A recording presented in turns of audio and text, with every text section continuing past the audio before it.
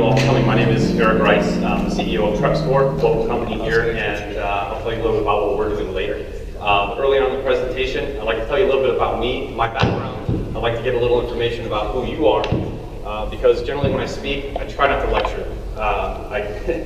Most teachers in college hated me because I showed up on test day and I got my certificate.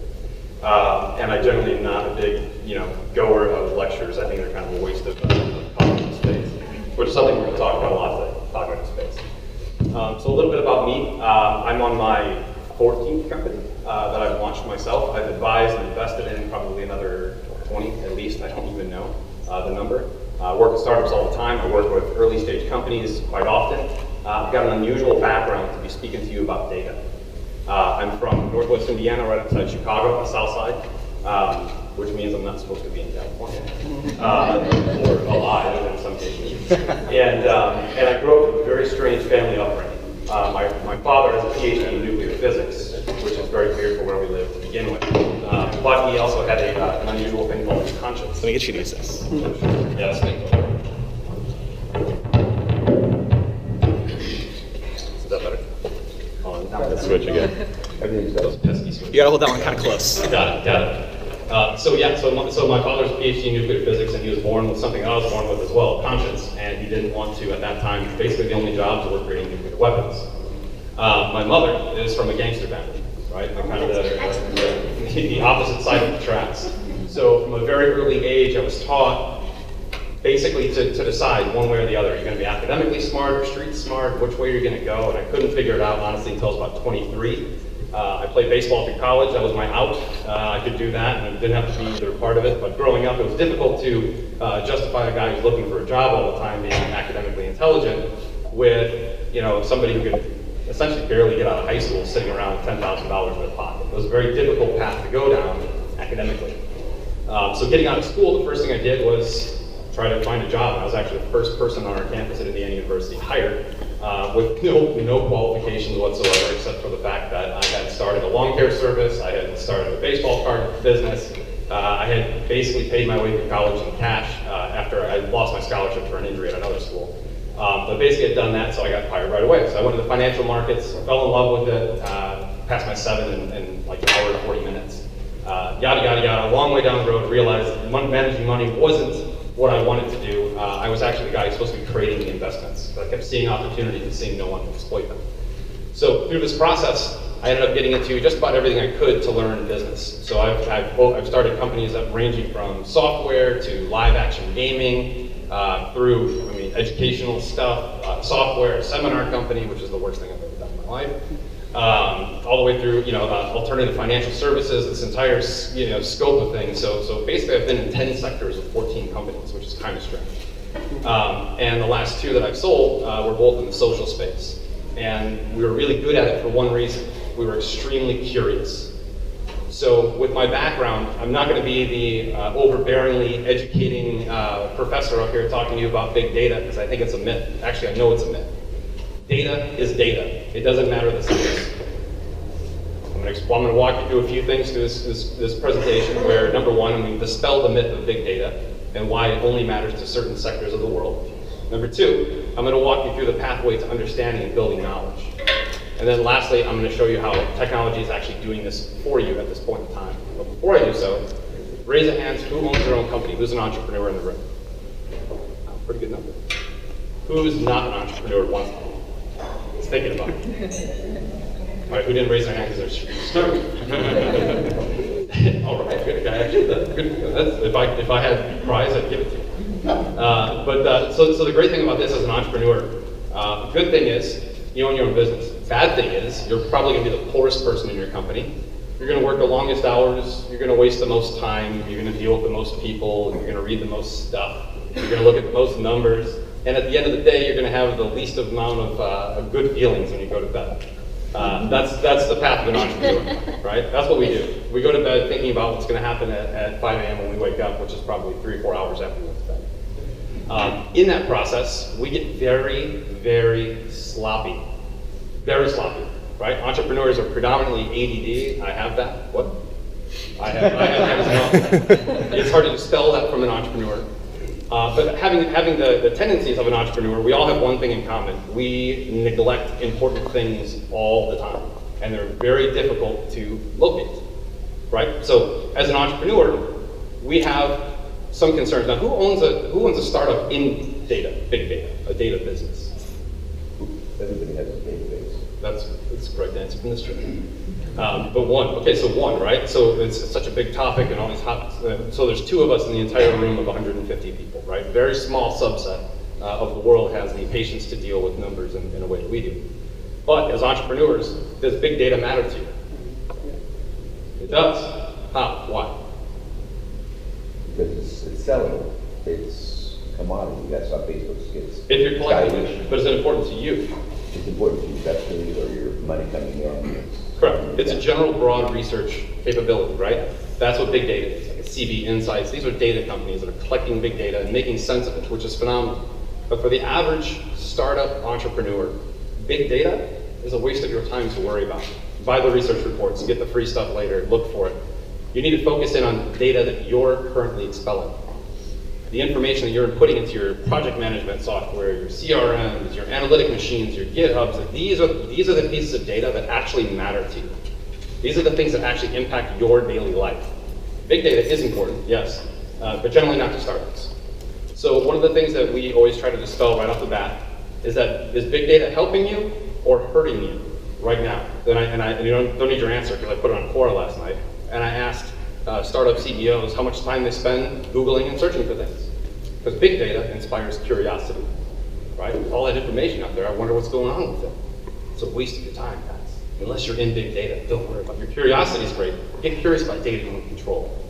So I asked on Quora, and the average entrepreneur spends 8 hours a day searching for information and researching and reading online. That's a full work day for a normal human being. Thank God we're not normal human beings, that we're all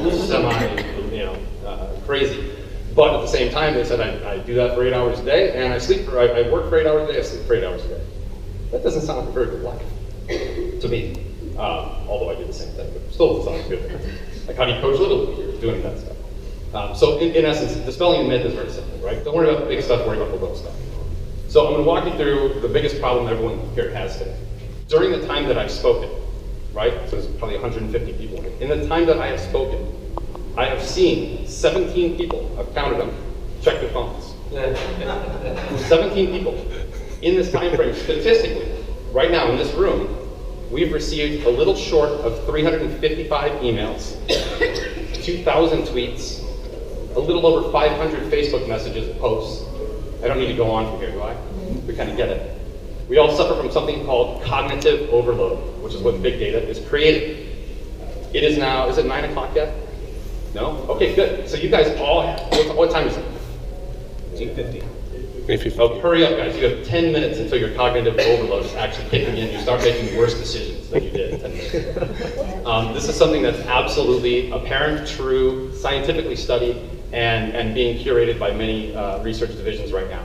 So the average human being, this is an average American, this is not an entrepreneur spending 8 hours a day researching. The average average American, actually, it's the stat.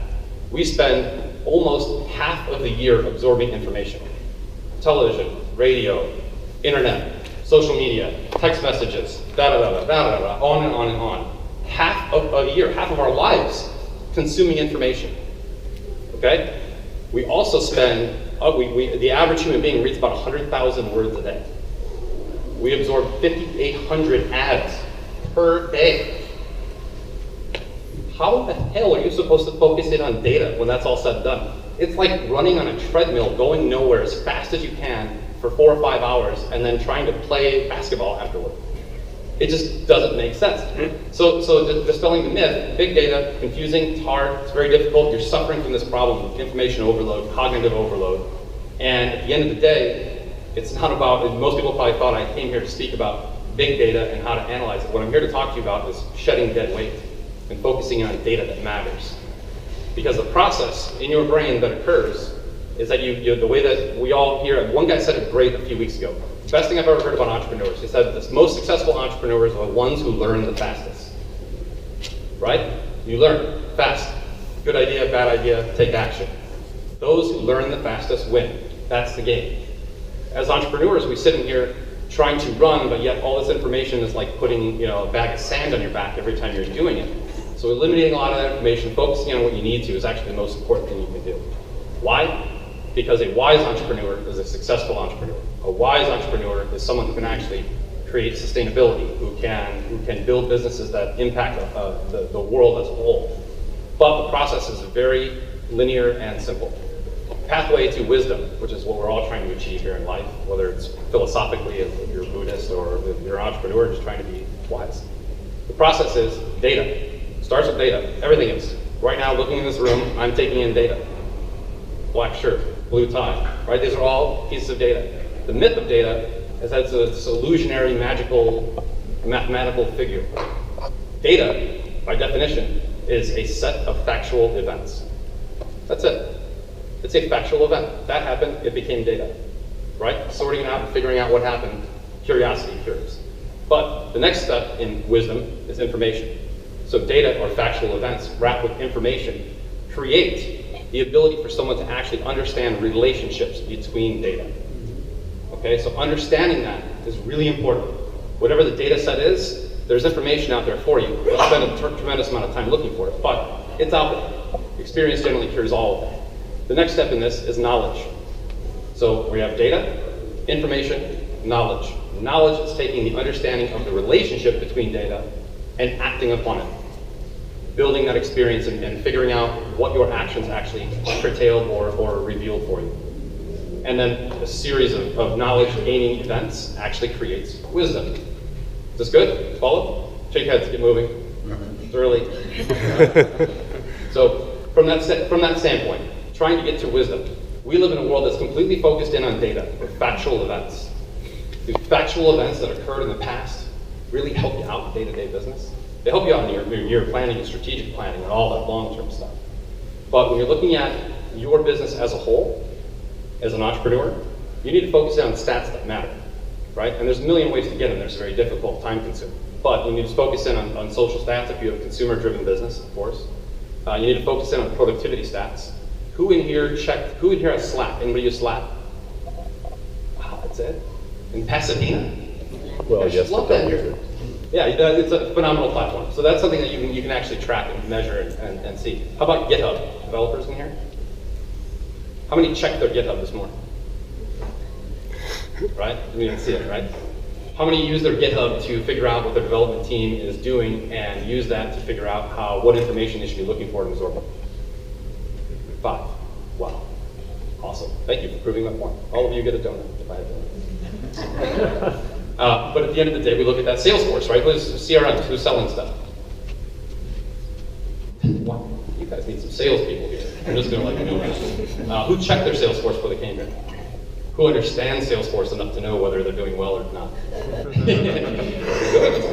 So this information actually impacts you, right? Blend it in with social. If you're looking at that stuff, you're looking at your growth rate, your engagement rate. All these things are important. But 90% of big data right now is actually being focused on the consumer, which is important, right? We're all consumers. But do we really need someone else to figure out another clever way to bundle up our minds every day with 6,800 ads to sell us another product?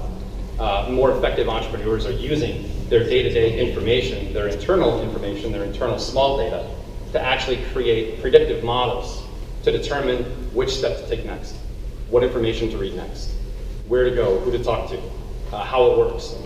And within this type of subset, when you look at a smaller group of data, like that information, right?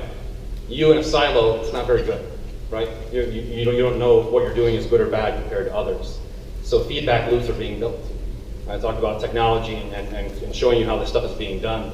Feedback loops with data tracking, which is something my company does. We're starting to recognize that your company's stage, sector, and industry absolutely matter. But when we track your data and tell you what you need to do or give you some information on what to do and send you some content, we don't know if that's any good. So feedback loops within these types of networks are creating really solid, stable, useful data. Because the problem with information or data or analytics is that they're really difficult to understand. What does that mean? This dropped 22%. What does that mean? Is that normal? How do I correct that? Where do I go? Data is an event.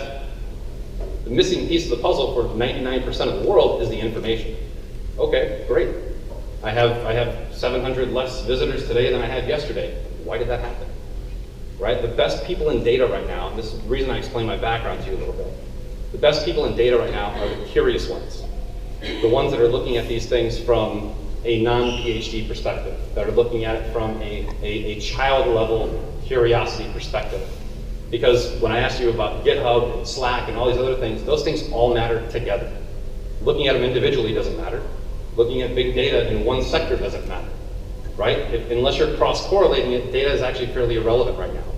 Even looking at, I read a report the other day about consumer behavior, and the consumer behavior made sense to me, except for the fact that they were talking about outdoor activities and attending events, and they weren't correlating with weather, right? So does that really matter? You're talking about outdoor activities and people attending it, and there are numbers attending it, but we don't know about weather, especially when 40% of them are tracked in Seattle.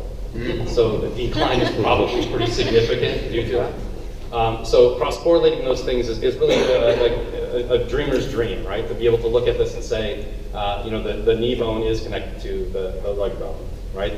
These things all matter. And again, I generally explain this to first-timers or even investors in explaining what we're doing, is that data is a human body. Each bone has its own purpose, right? Whether it's a CRM or it's consumer data collected online, it's understanding how they're interconnected and understanding how they impact one another that really creates the new paradigm. And the new paradigm, and I can tell you this, I'm in the industry, I see it all the time. The way technology is impacting data is it's eliminating data for those who don't want the data. I hate saying the word data. I've said it probably 72. As you see, I track everything. I say this stuff. I guess it's the baseball player in me. I know my batting average before I get on the plate. But during this time when I mention that word, it eats at me, because the people in the space who are really making impact and are trying to eliminate it, like for entrepreneurs especially. Entrepreneurs, doctors who are entrepreneurial, independent physician units, small businesses. All these groups, they really don't have time. We just explained that they spend 8 hours a day looking for stuff, that they spend 8 hours a day working, 8 hours a day sleeping. We're deteriorating in the way that we run our businesses, right?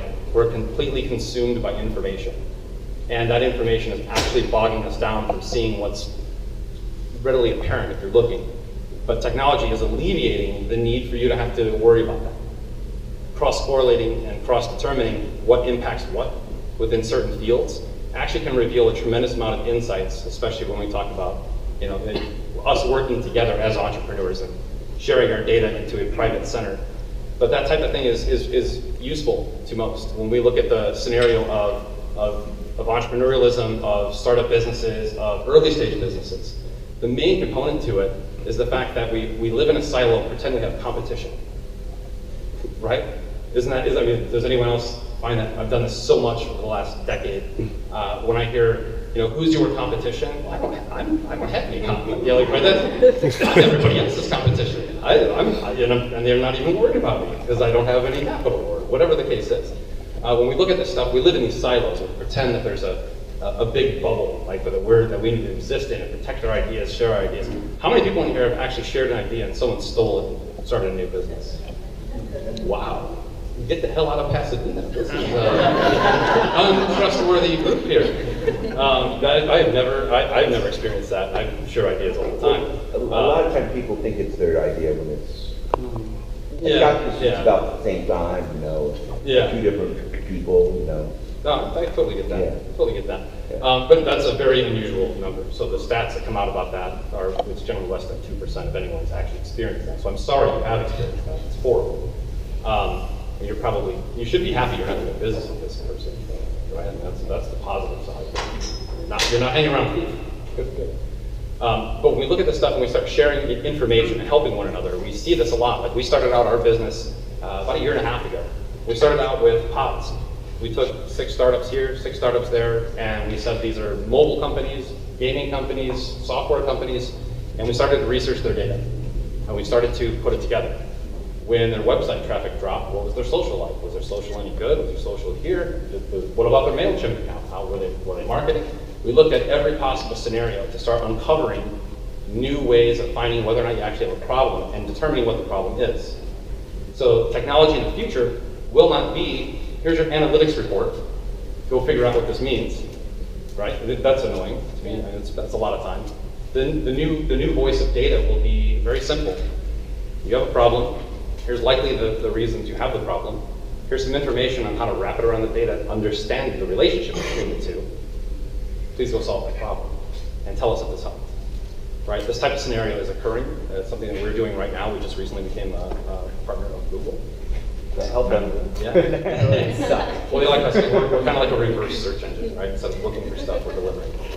Instead of the other way. But yeah, this type of opportunity is there. So I'm really actually not a huge speaker on this. I'm really here for Q&A because that's what impacts all of you.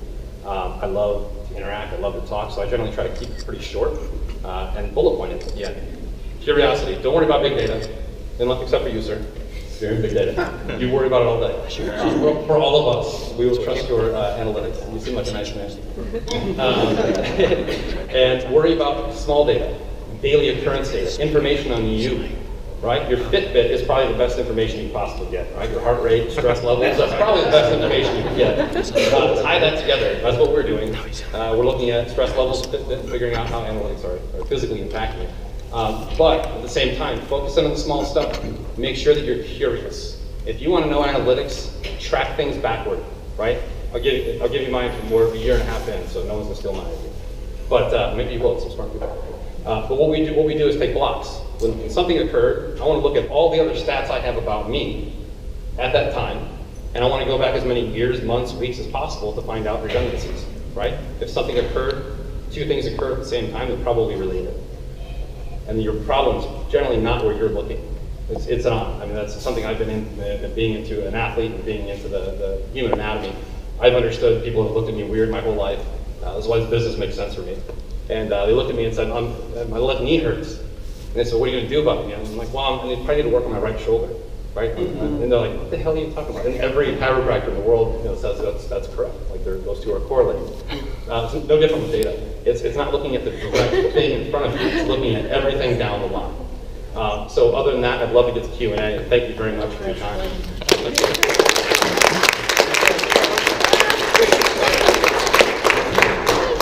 Thank you so much. What does data tell you about technical difficulties? Out of 100 meetups, this is our first microphone technical difficulty. So we're gonna do a Q&A now. I'll pass the mic to John. Raise your hand. He'll give you the mic. Stand up. Say your name, what your company is. Let's use this time for questions. Not looking really for advice or a sales pitch about your business, but more questions for the speaker. You can pitch me in your company afterward. Love to hear about it. My name is Thorn, Income Peterson, Consulting. I wonder if you could say a couple words about how to create insights from your data normally. I'm sorry? How to create insights. How do we do it? How do we create insights from data?